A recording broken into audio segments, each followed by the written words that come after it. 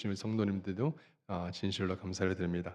자, 우리 말씀을 같이 받도록 하겠습니다. 우리 말씀은 마태복음 우리 6장 13절 9절에서 13절까지 같이 합독해서 읽겠습니다. 시작.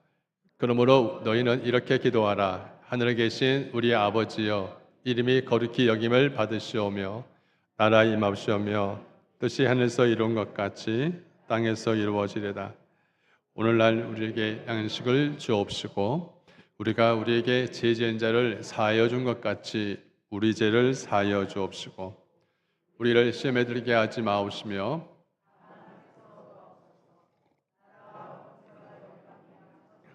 영원히 있사옵나이다. 아멘. 어린 화초를 화분에다 심었을 때 물을 주고 햇볕을 따뜻하게 비춰주면 잘 자랄 것만 같았습니다.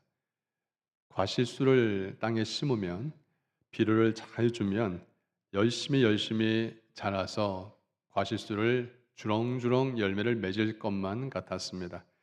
근데 정작 어느 순간에 작은 화초의 잎을 벌레들이 뜯어먹고 과실수에 있는 그 열매들을 새들이 와서 쪼아 먹고 그리고 거친 비바람 속에 열매들이 아무런 힘도 없이 바닥에 떨어져서 썩어가는 그런 어려운 시기가 찾아옵니다. 여러분, 처음 신앙생활 할 때에 우리가 예수 그리스도를 알고 믿고 난 이후 그 어느 정말 감격이 있고 하나님 앞에서 예배만 드릴 때, 예배 왔을 때, 말씀을 들을 때, 찬양을 들을 때 하염없이 눈물을 흘리며 감사했던 그런 신앙생활의 처음, 여러분 혹시 기억나십니까? 신앙생활 할 때에 어느 순간에 사단이 공격한다는 그런 느낌을 가지지 못한 채 신앙생활을 열심히 해오다가 어느덧 시간이 지나면 교회가 왜 이럴까? 또 사람들의 모습에서 실망을 겪게 되어지죠. 예수를 믿고 신앙생활을 하면 잘 될 것만 같았는데 오히려 비즈니스를 하다가 가까운 사람에게서 시험을 당하고 또 어려움을 당하는 그런 모습을 겪게 되어집니다. 우리 신앙생활은 온실에서 아름답게 아무런 고통 없이 커가야 한다는 그런 신앙생활이 아니라 온갖 병충해와 거친 비바람을 견뎌야만 하는 그런 삶이 우리 신앙생활이라는 것입니다. 사람을 보면 실족할 게 없습니다. 사람을 보면 실망할 수밖에 없죠. 근데 예배로 드려도 정말 그렇습니다. 오직 하나님 한 분께 예배를 드리는 것이지 봉사를 하고 섬기고 심지어 헌금을 하는 것 또한 남들의 보이기 위해서 하는 것이 아니라 주님이 어떻게 보실까라는 마음으로 우리가 주님을 섬기는 것입니다. 사랑하는 성도님들, 우리가 예수를 알고 주님을 믿으면서 가장 닮고 싶은 모델은 예수님을 닮아가는 사람들입니다. 오늘 말씀 가운데 예수님께서 시험을 당할 때에 특히 제자들에게 어떻게 그 시험을 이기는지에 대한 부분들을 말하기보다 시험 당하고 어려움을 당하는 그러한 제자들을 위해서 어떻게 살 것인가에 대한 부분들을 함께 나누고 있습니다.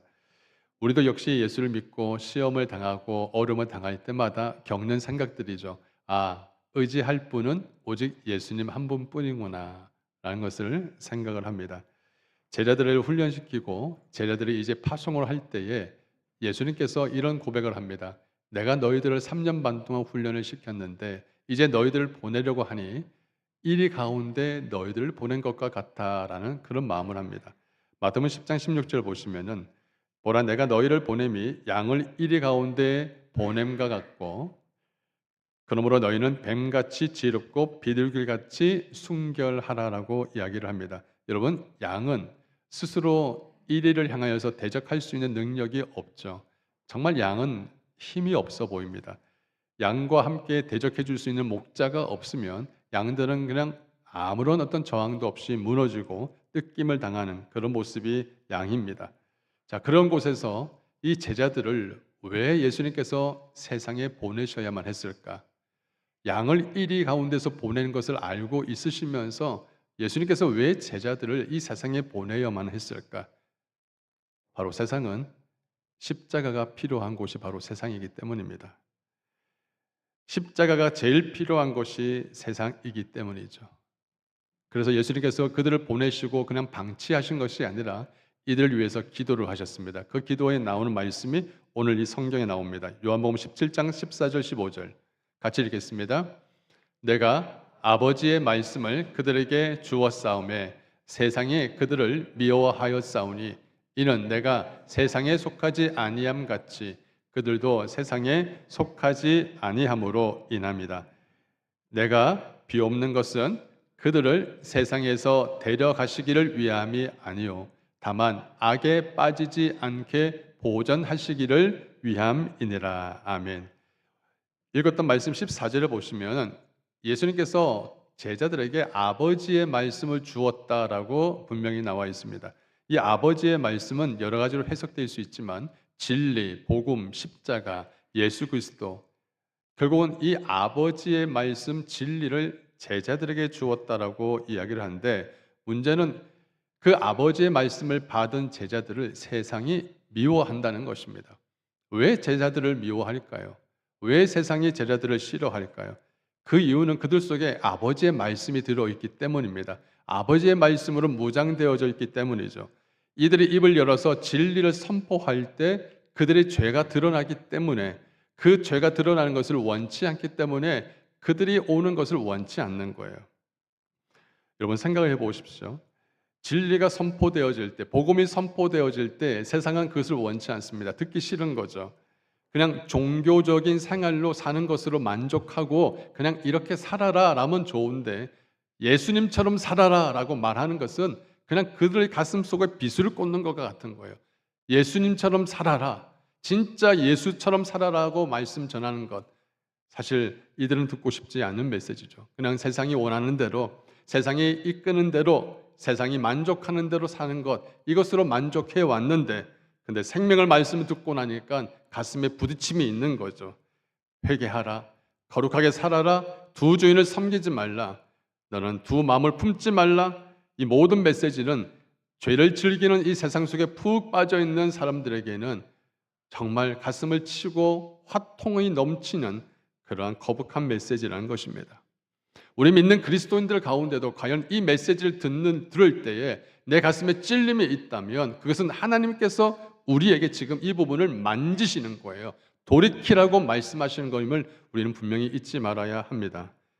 불법이 성하고 어둠이 판을 치고 그리고 부정부패가 들끓는 이 세상 속에서 예수님이 제자들을 보내셨을 때 그 예수님께서 드리는 기도가 바로 이 기도입니다. 다만 이들이 악에 빠지지 않게 하옵소서. 이 말씀은 오늘 읽었던 주기도문의 말씀에 나오는 바로 시험에 들지 말고 악에서 구하옵소서라는 기도와 동일한 기도인 것입니다. 사랑하는 성도님들, 우리 세상은 믿음 지키기가 참 어려운 곳입니다. 한번 늪에 빠지면 빠져나오기도 참 어려운 곳이 바로 이 세상이라는 것입니다. 라스베가스에서 목사님과 장로님들 기도 모임이 있었습니다. 각 다른 나라 지역에서, 미국에 있는 전 지역에서 다른 분들이 오셨는데, 장로님 한 분이 그 일정을 가운데 보통 이제 한 9시, 10시 되면 다 일정이 끝나거든요. 근데 이분이 다 침실로 돌아가는 그 시간에 몰래 혼자 나와서 그 밑에 있는 카지노에서 밤을 새웠습니다. 그리고 그 다음날 일정은 아무 일이 없는 것처럼 일정을 다 소화해냈습니다. 그리고 다 끝나고 나서 이제 각각 각 지역으로 돌아가는 일정에서 자기는 라스베가스에서 누구 만나야 될 그런 사람들이 있어서 나중에 출발하겠습니다라고 그렇게 해놓고 일 모든 사람들 다 보냈습니다. 그분이 어디로 갔을까요? 그분은 단 몇 주 만에 도박에 빠졌습니다. 그리고 집까지 빼앗겼습니다. 그리고 그분은 그 이후로 그 딸과 와이프가 있는 그 뉴욕으로 돌아가지 못한 채 지금까지 라스베가스에서 살고 있습니다. 한 번 잠시 발을 디뎠을 뿐인데, 한 번 그냥 손을 댄 것 뿐인데 그냥 악에 빠져가는 그 세상 속이 바로 이런 곳입니다. 어떤 젊은 청년이 친구가 건네주었던 그런 두통약 같은 건데 그걸 잠시 먹었어요. 근데 그 잠시 작은 소량의 그 두통약을 먹었다고 한다는데 중독에 빠졌습니다. 아마 여러분들 많이 들어보셨을 겁니다. 보통 진통제로서 제일 많이 쓰고 있는 진통제가 몰핀이잖아요. 근데 이 몰핀보다 100배, 그리고 아주 강한 마약의 헤로인보다 더 강한 50배의 이런 강한 마약이 바로 펜타닐입니다. 근데 이 펜타닐은 정말 작은 소량을 섭취만 해도 중독에 한번 빠지면 헤어나오질 못합니다. 사단은 이런 펜타닐이 함유되어져 있는 젤리를 만들고 캔디를 만들고 이런 것들을 해서 사람들을 야금야금 잡아먹고 있는 거예요. 그래서 조사를 해보니까 10대에서 45세의 사망 원인을, 제일 많은 사망 원인이 첫 번째가 뭐냐면 교통사고였습니다. 그리고 자살이었어요. 근데 교통사고, 자살, 이것보다 더 강력한 게 2020년부터는 급격하게 올라간 사망 원인이 뭐냐면 펜타닐입니다. 이 펜타닐을 작은 소량만 섭취했는데 신경을 마비시키고 나서 그리고 자신의 인생 전부를 망가뜨리는 그런 일들이 있습니다. 사랑하는 성도 여러분들, 왜 우리가 깨어서 기도해야 하냐면 우리가 생각하는 것보다 세상이 너무 잔인하고 무서운 곳이기 때문입니다. 한번 도박에 걸리고 마약에 빠진 그런 사람들이 집안에 한번 있다면 그 집안은 정말 어려운 과정을 겪어야만 합니다. 여러분, 기성세대, 우리 부모들 세대가 잘 되는 것도 좋지만 그러나 우리 다음 세대, 여러분 후대 세대 후손들이 그들을 위해서 해야 할 기도가 뭐죠? 이들을 위해서 해야 할 기도가 바로 예수님의 기도가 우리들의 기도입니다. 주님, 그들을 악에서 빠지지 않게 하시고 보존하여 주시고 시험에 들지 말게 해 주옵소서라는 그 기도. 여러분, 사실 우리가 이 아이들이, 자녀들이, 청년들이, 다음 세대들이 복음을 만나지 않고 말씀에 무장되지 않으면 얼마나 어려운 길을 겪게 될 거라는 거 이미 우리가 겪어서 알고 있잖아요. 그러면 예수님께서 제자를 보내실 때 했던 그 기도는 그 예수님의 기도에 끝나는 것이 아니라 바로 우리들의 기도가 되어야 되고 나의 기도가 되어야 될 줄 믿습니다. 사랑하는 성도님들, 그렇다면 이 세상이 이렇게 유혹하고 넘어지게 만드는 이 세상 속에서 왜 도대체 믿는 사람이든 믿지 않는 사람이든 어려움을 당하고 시험에 당할까? 세상도 문제이지만 그러나 이 세상을 펼쳐놓은 이 모든 어려움과 문제 속에서 더 큰 문제는 이것을 덥석 물은 우리들의 욕심이 그 안에 있다는 것이 문제입니다. 성경은 말씀하죠. 야고보서 1장 14절 시작. 오직 각 사람이, 자, 이 말씀을 가만히 보시면 사단이 하는 일과 사람이 하는 일이 나눠집니다. 자, 보세요. 성경 말씀을 보여주세요. 사단이 하는 일은 뭐죠? 미혹하는 것이고요. 그리고 사단이 하는 건 미혹하는 것이고 사람이 하는 것은 욕심을 품는 거예요. 여러분, 사단은 직접적으로 우리를 죄를 짓게 만들지 못합니다. 죄를 지을 수 있는 환경과 여건과 시험거리를 던져주는 것이 사단이 하는 거죠. 그런데 그 미혹이 와고 그런 미끼가 왔을 때 그것을 덥석 물고 그것을 잡아버리는 것은 결국은 내 속에 들어있는 욕심이라는 거예요. 인류 최초의 가장 미혹하는 그 사건이 창세기 3장에 이루어 나와 있지 않습니까? 창세기 3장 3절에 보면 4절에 보면 분명히 말씀합니다. 하나님은 절대 먹지 말라, 먹으면 죽는다라고 했는데 4절에 뭐라고 말합니까? 아니다, 결코 죽지 않는다라고 이야기를 합니다. 결국은 이 마귀는 하나님 말씀을 뒤틀어 버리죠. 하나님 말씀을 그냥 왜곡시켜 버립니다. 먹으면 죽는다라고 했는데 아니다, 결코 죽지 않는다라고 하나님의 말씀에 정면으로 대적하는 자가 바로 사단입니다. 그래놓고 어떻게 해요? 그 유혹을 던지고 미끼를 던지는데 하와 그것을 덥석 물어버린 거예요. 6절 말씀, 여자가 그 나무를 본즉 먹음직도 하고, 육신의 정욕입니다. 보암직도 하고, 안목의 정욕이죠. 탐스럽기도 할 만한 이생의 자랑이죠. 결국은 인간이 갖고 있는 이런 마음속에 있는 욕심에 끌려서 하지 말라는 그 선을 넘어버리는 그런 모습들이 바로 우리 인간의 모습입니다. 그런 반면에 죄가 없으신 예수님은 시험을 안 당했을까요? 이런 유혹이 없었을까요? 천만에요. 예수님도 유혹당하셨고 예수님도 인간의 몸을 지닌 몸이시기 때문에 여전히 시험을 당하셨다는 것입니다. 사단도 아니죠. 저 예수님만 넘어뜨리면 게임 끝이거든요. 그래서 예수님을 시험을 언제 할까 그렇게 호시탐탐 노리다가 예수님이 제일 배고플 때 40일 금식하고 난 이후에 여지없이 마귀에게 시험을 당합니다. 여러분, 첫 번째 아까 아담 하와 욕심에 끌려서 미혹당해서 넘어졌지만 마지막 아담 예수님은 욕심에 끌리는 분이 아니라 성령에 끌리는 분이 바로 예수님이셨습니다. 40일 금식하고 나면 얼마나 배가 고플까요? 3일 금식을 해보신 분도 계시지만 3일 금식을 하고 나면 막 여기저기 먹을 게 보이잖아요. 그렇죠? 일주일 금식을 해보면 또 21일 금식을 해보면 40일 금식하고 나면요 당장 먹을 것이 막 옆에 있어도 못 먹습니다. 왜? 들어가지를 않아요. 해봤으니까 알죠.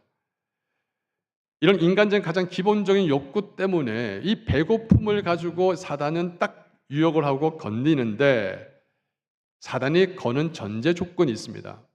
바로 이 말씀입니다. 너가 하나님의 아들이거든. 이 말씀을 딱 전제 조건을 걸고 시험을 합니다. 왜냐하면 배가 고플 때 무엇이든지 이렇게 돌멩이라도 떡덩이를 만들어서 만들 수 있는 능력과 그 실력이 왜 예수님께 없겠습니까? 그죠? 없는 것도 만들어내신 창조자이시니까 예수님이 뭘 못 만들겠습니까?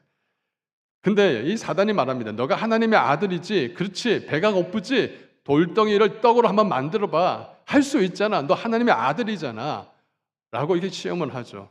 여기 아주 미묘한 덫이 숨겨져 있습니다.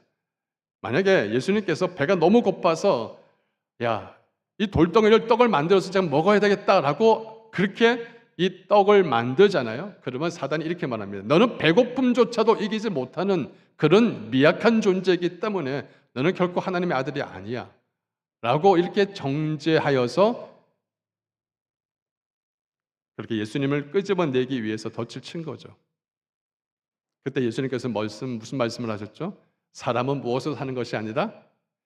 떡으로 사는 것이 아니다. 오직 하나님의 입으로 나오는 말씀으로 사는 것이다라고 분명히 싸워 이겨졌습니다. 야, 높은 성전에 올라가서 그 거룩한 성전 꼭대기에서 한번 뛰어내려봐.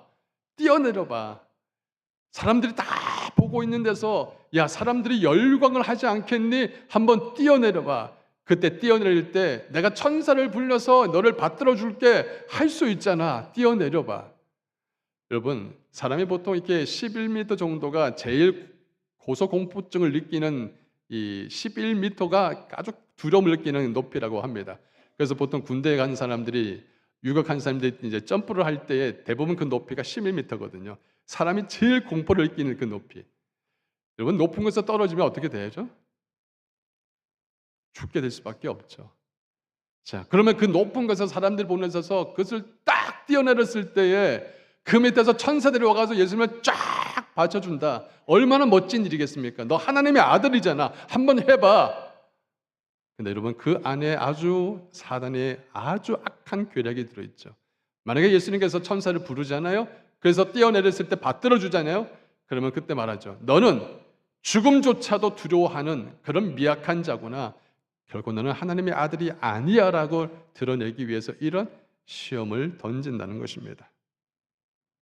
배고픔, 명예, 자기 이름 높이는 것, 명성, 그리고 수많은 환경들, 사단은 우리에게 수없이 유혹하고 시험을 하고 넘어뜨리게 하는 건데 중요한 건 우리의 반응이에요. 예수님은 말씀으로 이기신 반면에 우리는 도대체 무엇으로 반응을 해야 할까요? 이런 수많은 연약함과 시험과 유혹과 어려움들이 다가올 때 과연 우리들은 무엇으로 반응을 해야 할까요? 유혹하는 자는 마귀이지만 그 유혹에 반응하는 것은 바로 우리 욕심이라면 정말 우리의 욕심을 제어할 수 있는 은혜는 내 스스로에게 없다는 거예요. 여러분, 우리는 조금만 힘만 있어도, 조금만 에너지만 있어도 욕심을 내는 존재가 우리들이거든요.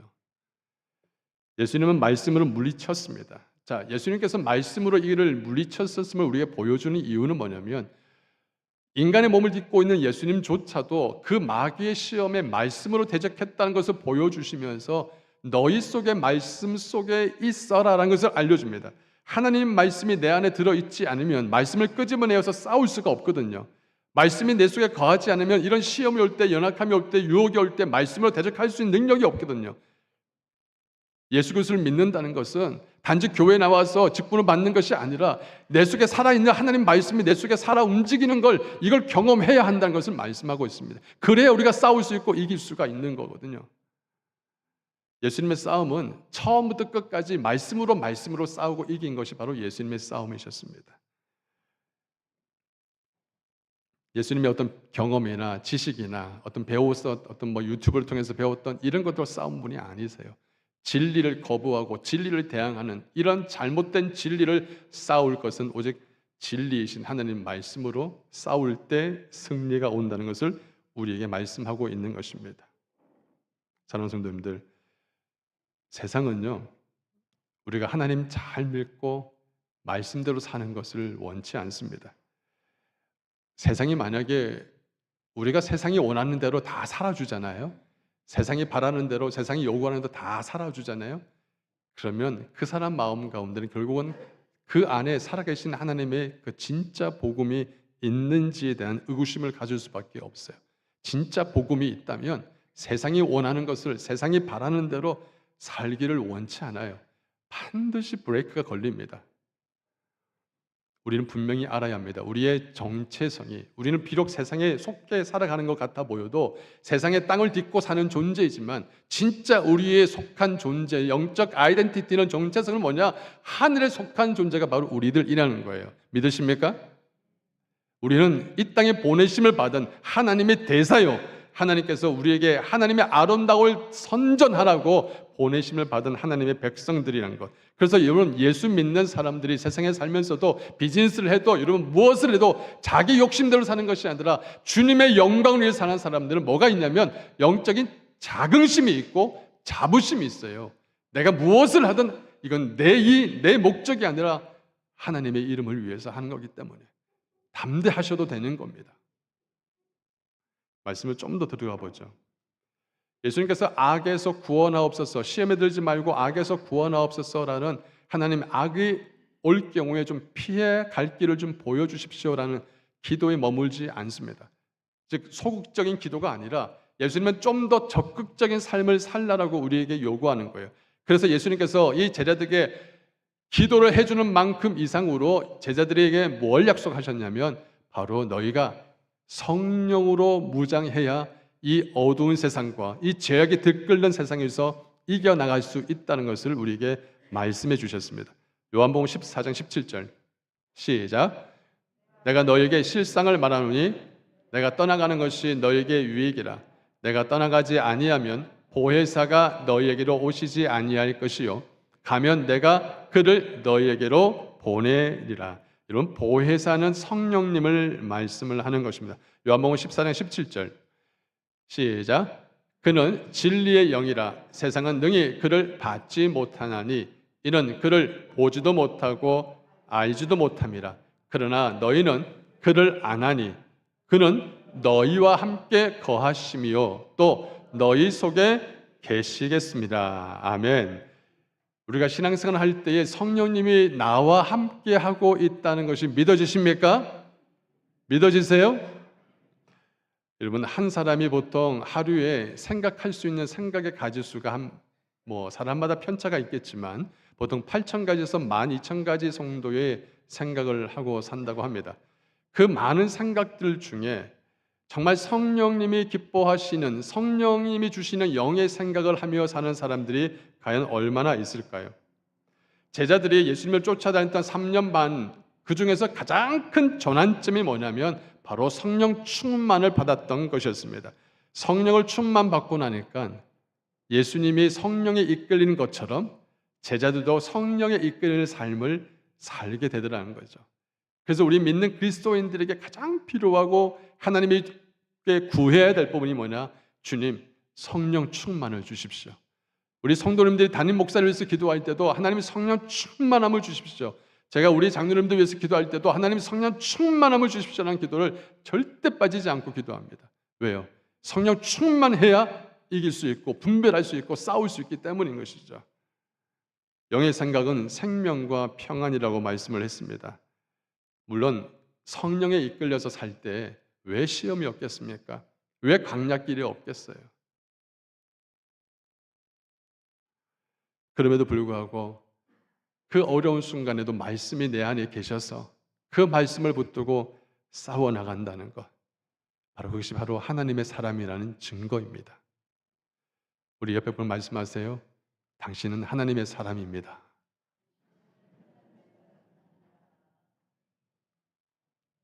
성령에 이끌리는 사람들은요, 말씀을 떠나 살 수가 없어요.